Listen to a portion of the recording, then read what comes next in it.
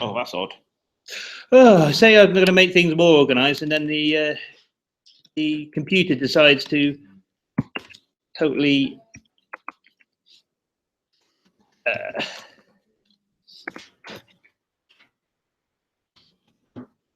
right. Just got to double check that I'm recording. Oh dear. Give me 2 seconds. My apologies.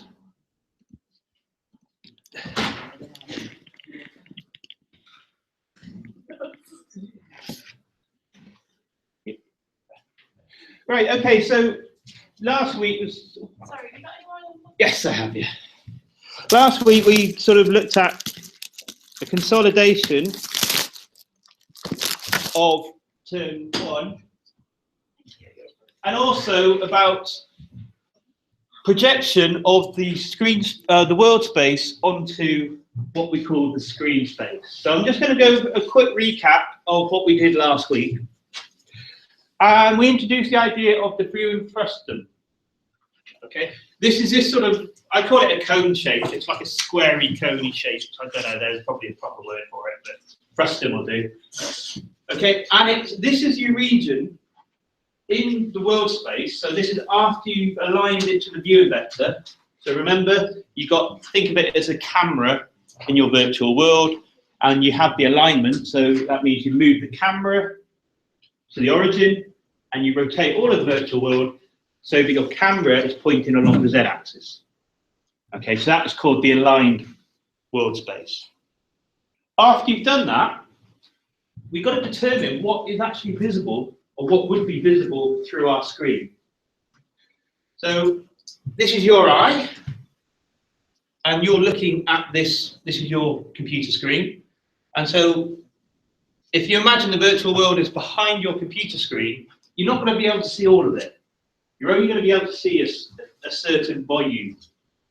And that volume is defined by this sort of region here called the viewing frustum. How the size and shape of that viewing frustum depends upon 4 things. Okay, the first thing it depends upon is the actual dimensions of your screen.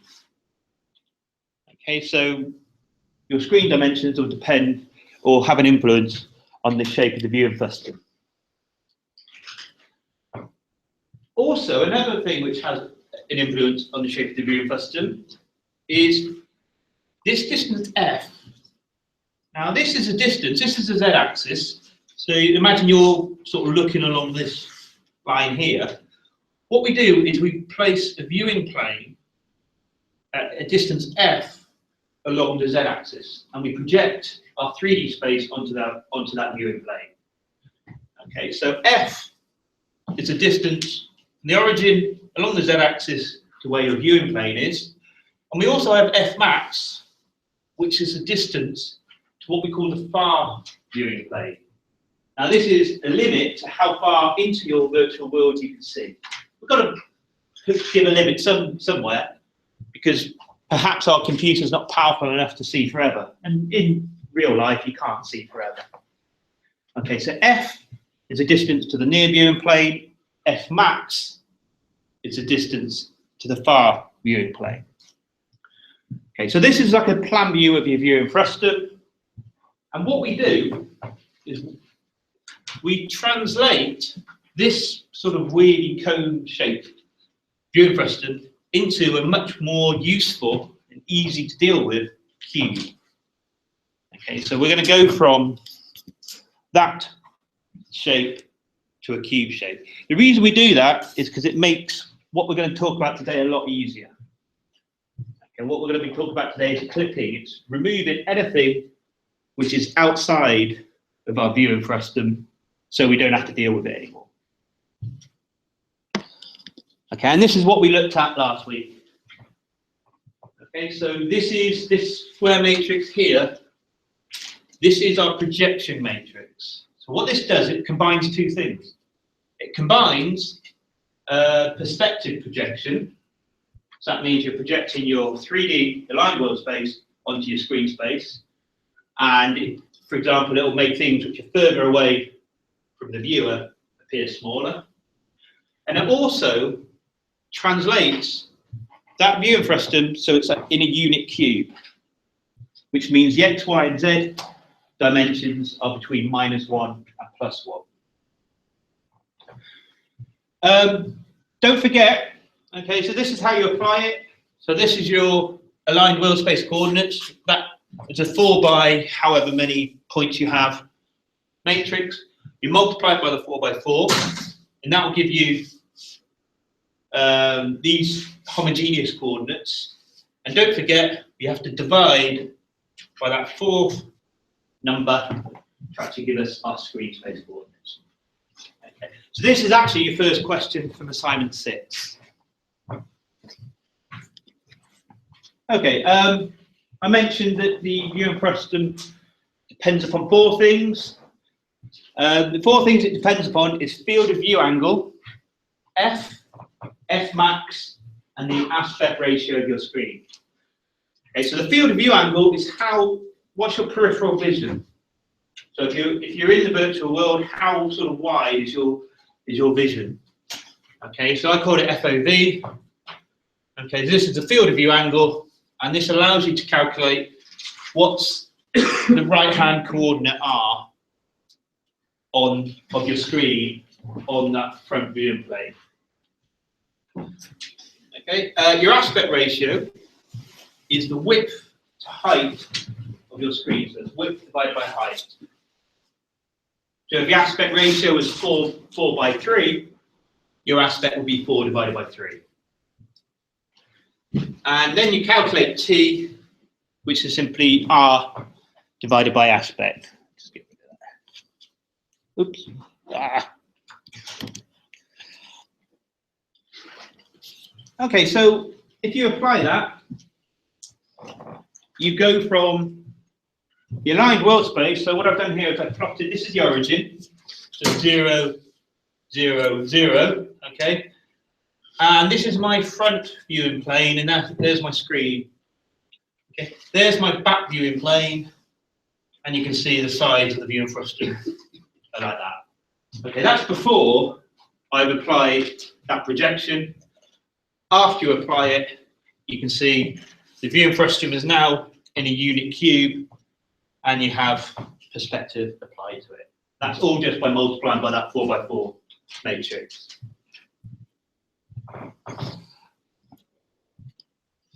Okay, so this brings us on to clipping. Once world space has been projected onto the screen space, we need to remove anything which we shouldn't be able to see. Anything behind you, anything behind the viewer, or in the opposite direction to the camera, and anything which is off to the side. So polygons outside of the visible region are totally ignored from now on. Okay, we sort of remove them. Any polygons which are half in, half out, they need to be cut or clipped to the edge of that visible region. Okay, we'll look at 3 methods which do this: Cyrus Beck, okay, Cohen Sutherland, and Sutherland Hodgman. In graphics, there are lots of names of algorithms and things. I'm not expecting you to remember them. Okay.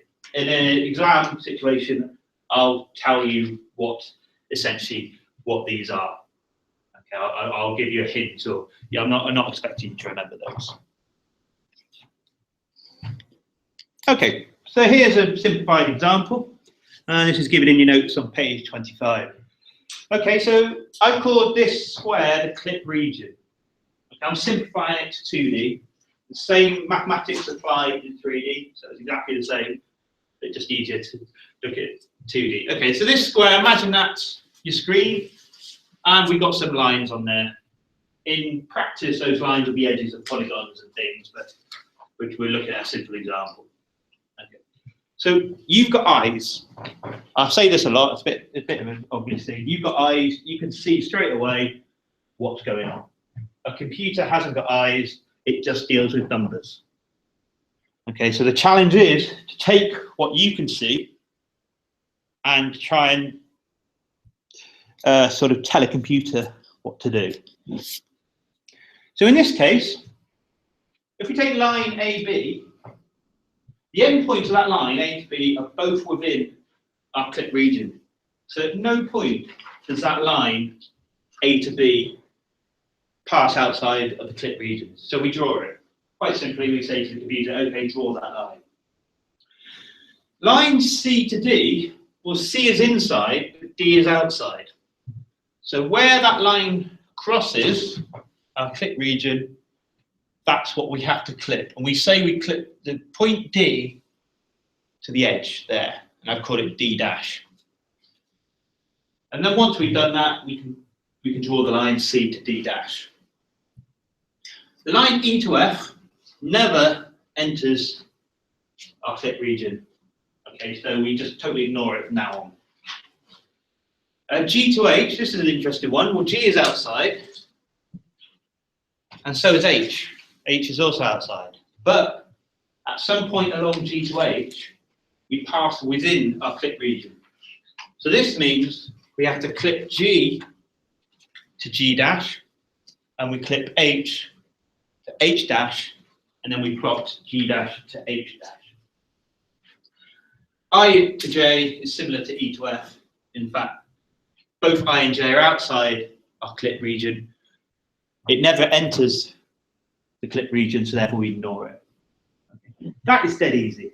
So how do we decide which region, what we can see, or do we decide what the computer can see? Well, that's the projection which we've done here is what we can see. Yeah. So anything within that cube is what we can see. So imagine that cube. Imagine that cube is that square there. So that would be what we can see. Okay, that's quite simple. If I was to give you that in an exam question, you'd probably laugh and go, right, full marks for me. That's dead easy. You've got eyes, you can see that. Computers only deal with numbers. So how do we tell a computer what to do? And that's the challenge. That's what we're going to be looking at today. Okay, and I'm going to start with the Cyrus-Beck algorithm, and this uses the idea of a distance from a point in space to a plane. Okay, so imagine each of your sides of your clip region is a plane. Okay, it's not really explained very well on that slide, so I'm going to just quickly switch over to the viewer. It's pointing at me for some reason. Yep, there we go.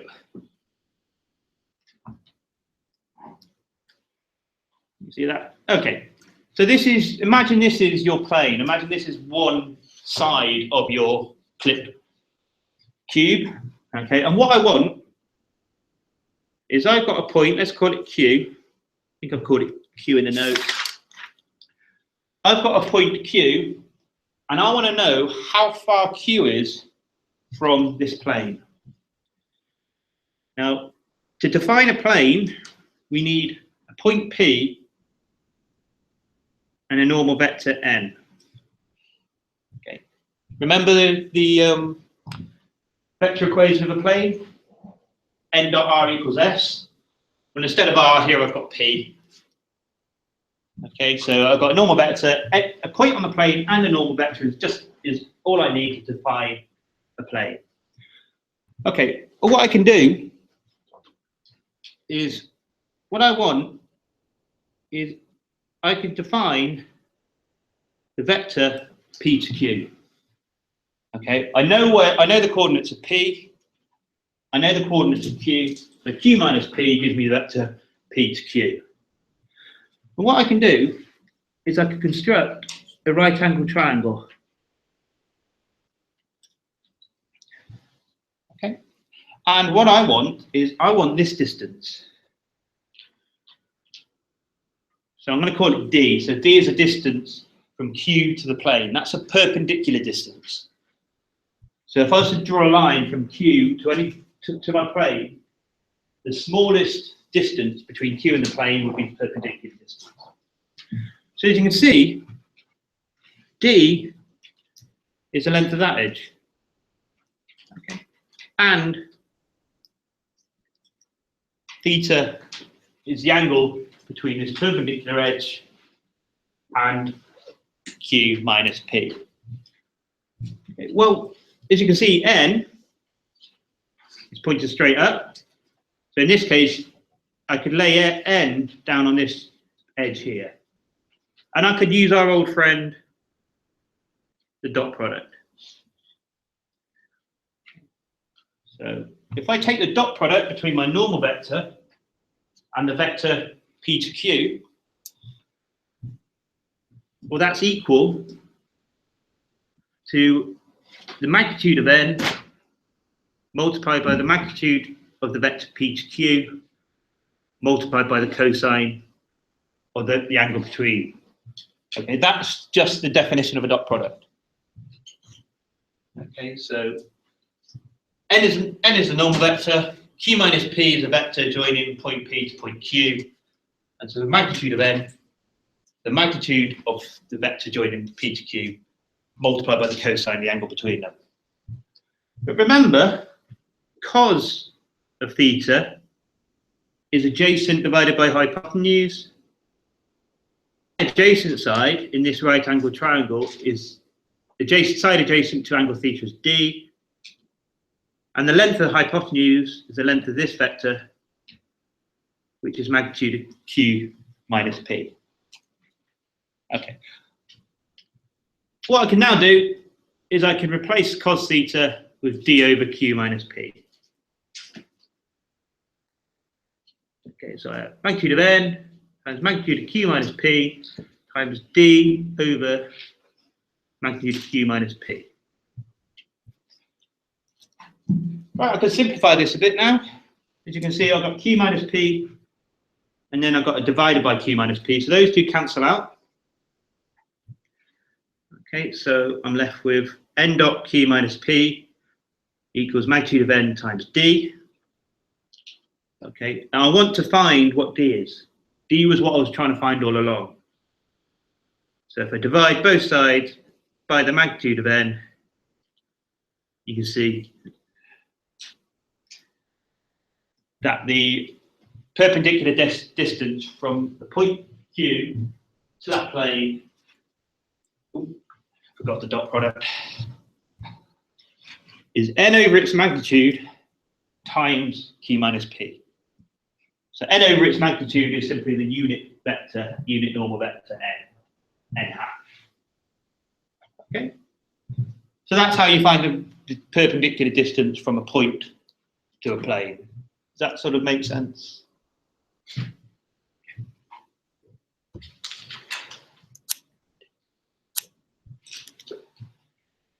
Okay, so that's what this slide essentially shows. So if n is a unit vector denoted by the hat above the n, that's the perpendicular distance. Okay. So we can actually use the perpendicular distance to tell us whether clipping is required. Now, by that I mean, in this case, in this diagram, Q is what we say in front of this plane. So the plane's normal vector is pointing up. Q, in this case, is above the plane, so therefore we say Q is in front of the plane. So this perpendicular distance would be positive. If Q was down here somewhere, Q is said to be behind the plane, and if we were to calculate D, it would be a negative value. Okay, so we can use the sign of D to tell us whether a line joining 2 points needs to be clipped. Okay, so if D is negative, we say Q is behind our plane or our window edge. If D is equal to 0, it's bang on the plane. And if D is positive, it's in front. So if A and B are two endpoints of a line, you can calculate the distance from A and B to our plane. If both those distances are negative, that means both A and B are behind our edge. So that means we don't have to worry about that line. We don't have to clip it, we just reject it. If A is negative, the distance to A is negative, but the distance to B is positive, Okay, A is behind, but B is in front. So what we do is we say, okay, we clip the point which is behind, which in this case is A, and we clip it to that window edge and call it A dash. Okay, alternatively, if the distance to A is positive, but the distance to B is negative, then it's the B which is behind our edge, so we clip that to our window edge. If both of them are positive, both of them are in front, we don't have to clip it at all, we just move on. Does that make sense? That is essentially the Cyrus-Beck algorithm.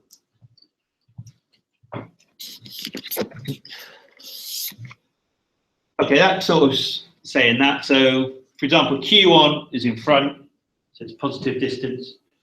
Q2 is on the plane, so that's the distance equal to 0. Q3 is behind, so its distance would be negative.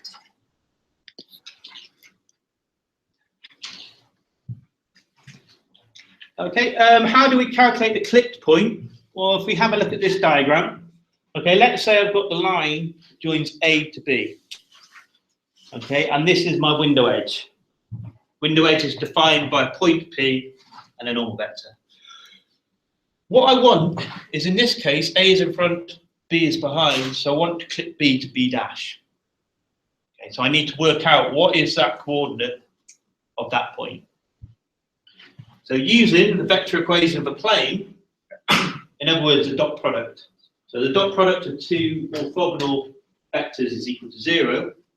So what I'm saying is the vector joining P to B dash, dot product with the normal vector, that's at 90 degrees. Okay, so therefore the dot product is equal to 0. Okay. The vector equation of a line is, if I start at A, okay, the vector equation of any point along that line is A plus T times B minus A, where T is a parameter. T is a number between 0 and 1. When T is equal to 0, this whole second term here is 0, so B dash is equal to A. So when T is equal to 0, we're at A. When T is equal to 1, we've got A plus B minus A. So therefore B dash be equal to B. So T is at 0 there. T is at, when T is 1, we're at B. So any point between those, any point on the line between those 2 points is given by a value T. Combining these two results allows us to calculate the value of T. Now, it's done quite briefly on that slide, so I'll just expand on that a little bit. There we go.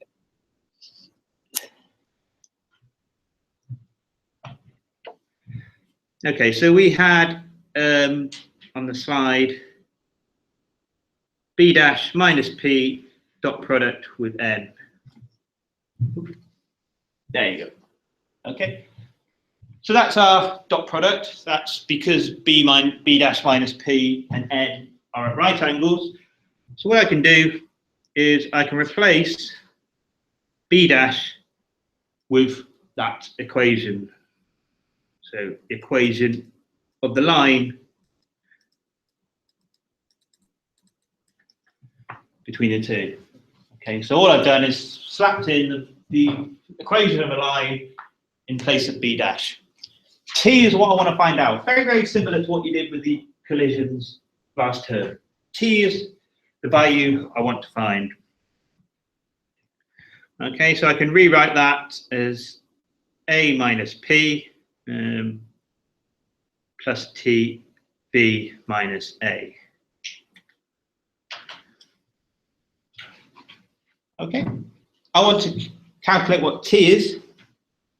So if I move this term to the other side, I have T A minus B dot N equal to A minus P dot N. Okay, notice that I swapped the order of B and A there because I'm subtracting it from both sides. Swap the order, easiest way to do it. Okay. So if I divide by a minus b dot n, forgetting the hat, and I've got a minus b dot n hat. Okay, so that's calculating t. Now the next step may seem a bit weird. Okay, I've said on the slide that t is equal to the distance from point A to the plane divided by the distance from point A minus the distance from point B. Okay, if you have a look at the numerator at the top, okay, this was my distance from point A to the plane. Okay, so what I'm saying is that the distance t is equal to the distance from point A divided by the distance from A minus the distance to B. Okay, so I'm saying that is the same as that. Now, just to show you, so distance from point A to the plane is equal to that, which is simply the top. And the distance from point A is that again, minus the distance from point B. Okay. So if I expand out the bottom, okay, I've got a dot n hat minus p dot n hat minus b dot n hat, but I've got a minus p dot n hat, but then I've got a minus there, so that's a plus p dot n hat. So you can see those p's cancel out.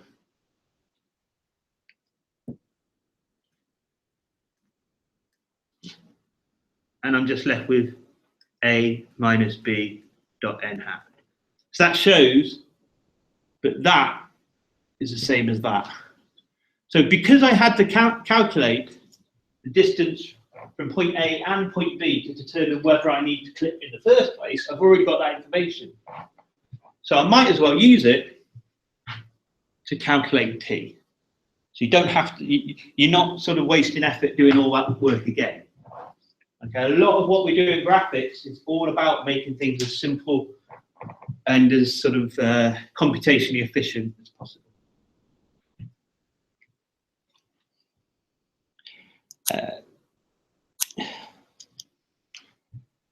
Okay, so that's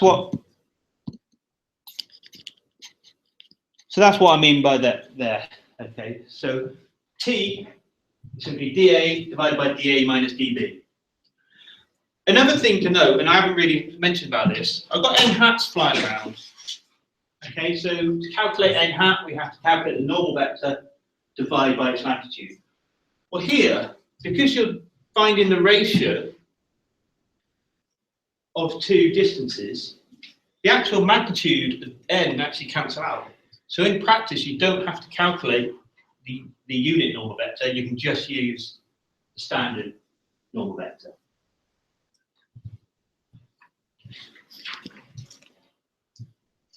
Okay, so this is the algorithm. And this is probably your first sort of, is this your first look at what is formal pseudocode? Okay, so what I mean by pseudocode is a kind of step which is written not in computer code, but in sort of English, but it's following the steps you would take. Okay, so this is the Cyrus-Beck algorithm. The algorithm requires the start and end points of a line, A to B, the point on the plane P, and the normal vector N. If you've got that information, you can do the clipping. So what you do is you calculate dA and dB, and then T. If both A and B are negative, ignore. Now what I've done here is I said, okay, set B is equal to A. If B is equal to A, that means it's a line of length 0. So from now on, your computer will just ignore it. If dA is positive, but dB is negative, you calculate what the clipped point B is. Else, if it's the other way around, you calculate what the clipped point A is.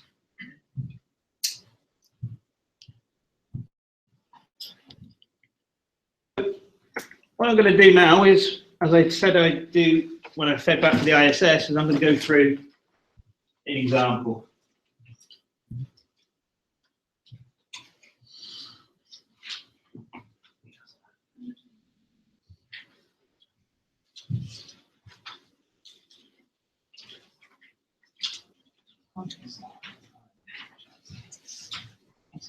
It's worrying when your maths lecturer says he can't count.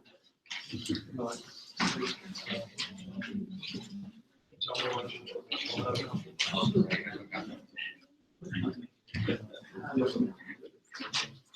Okay, so I've got